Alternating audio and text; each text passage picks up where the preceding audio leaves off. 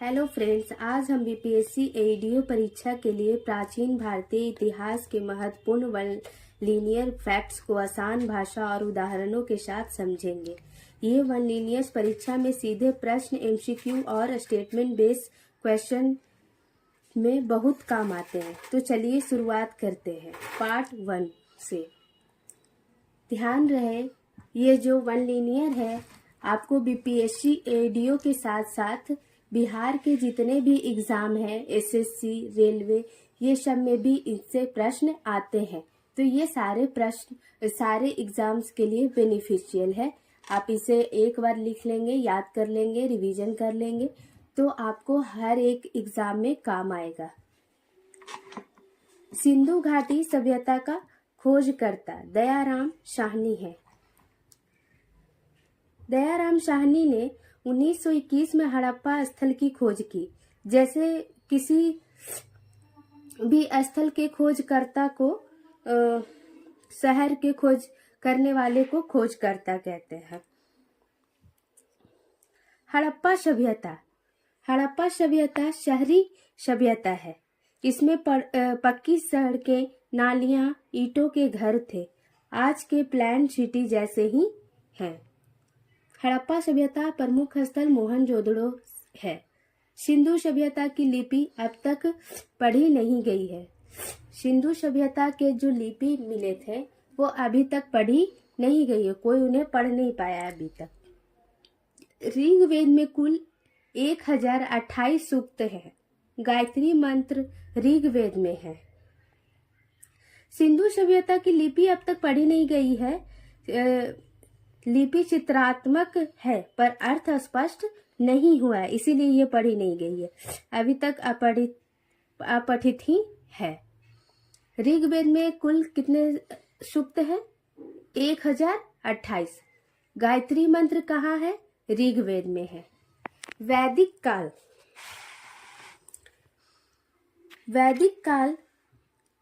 काल सभा और समिति को कहते हैं। वैदिक काल की सभा और समिति थी।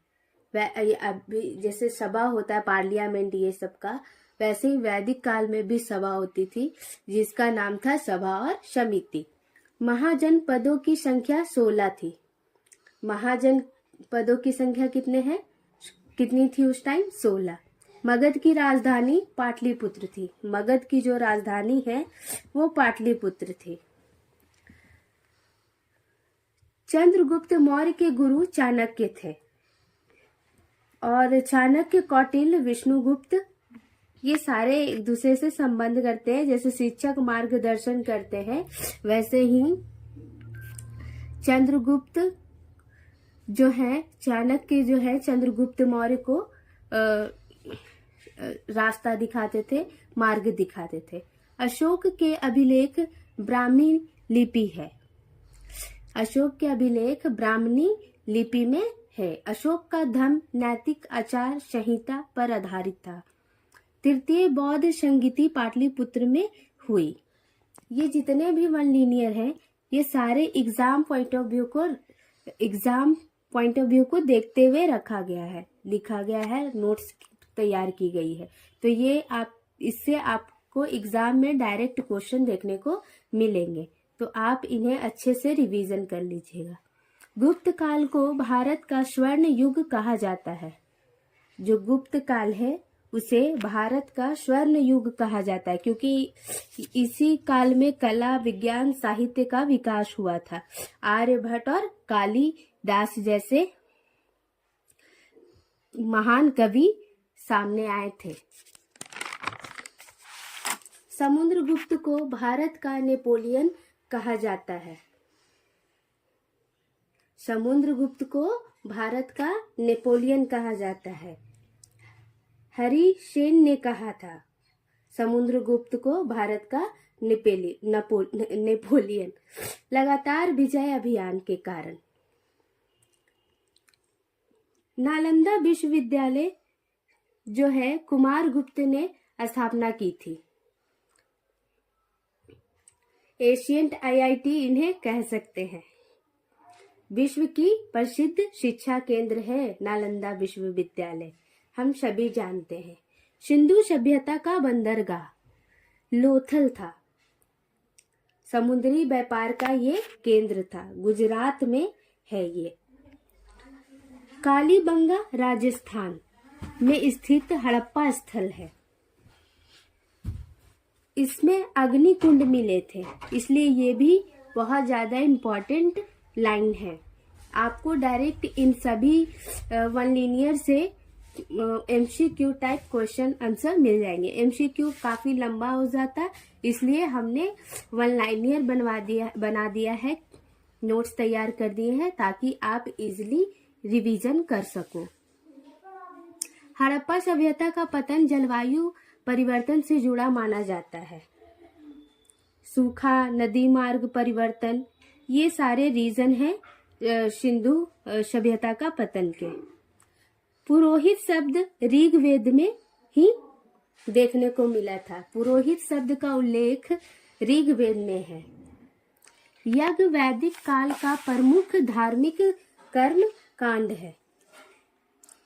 यज्ञ जो है वैदिक काल का प्रमुख धार्मिक कर्म कांड है। यज्ञ, बलि, ब्राह्मणों का प्रभुत्व, ये सब हमारे धार्मिक कर्म कांड था। Thank you. उपनिषदों में ब्रह्मा और आत्मा की अवधारणा मिलती है। जो उपनिषद थे पहले उपनिषद हैं, उनमें ब्रह्मा और आत्मा की अवधारणा है। आपको ब्रह्मा और आत्मा की अवधारणाओं के बारे में जानना है, समझना है, तो उपनिषदों को पढ़ना होगा। वैशाली लिच्छवी गणराज्य की राजधानी थी। जो लिच्छवी गणराज्य है उसकी राजधानी वैशाली है। ये जो लिच्छवी है वो पहला गणराज्य है, यानी डेमोक्रेसी। लिच्छवी एक ऐसा स्टेट उस टाइम बना था, राज्य बना था जो गणराज्य था उस टाइम में पहला। उसके पहले आर्की चलता था, राजाओं का शासन चलता था। अजात शत्रु हर्यक वंश का शासक था। अजात शत्रु जो है हर्यक वंश के शासक थे। ये आजीवक संप्रदाय थे, मखखली गौशाल करते थे और नियतिवाद में भी विश्वास रखते थे, यानी गौशाला ये सब चलाते थे ये, और नियतिवाद में भी विश्वास रखते थे। जैन नंद वंश का संस्थापक महापद्म नंद था। जो जैन धर्म के संस्थापक हैं, नंद वंश का जो संस्थापक है वो महापद नंद थे। मेगास्थनीज चंद्रगुप्त मौर्य के दरबार में था। जो मेगास्थनीज था वो चंद्रगुप्त मौर्य के दरबार में था। चंद्रगुप्त जो है वो मगध के शासक हैं और इन्होंने मौर्य वंश की स्थापना भी की थी। Thank you guys. दोस्तों, आज हमने बीपीएससी एईडीओ के लिए प्राचीन इतिहास के सभी महत्वपूर्ण वन लाइनियर को आसान भाषा में उदाहरण के सहित और एग्जाम पॉइंट ऑफ व्यू से समझा। अगर ये नोट आपको हेल्पफुल लगे हो तो रिवाइज ज़रूर कर लें और अगले पार्ट के लिए तैयार रहें। Thank you and all the best for BPSC एईडीओ।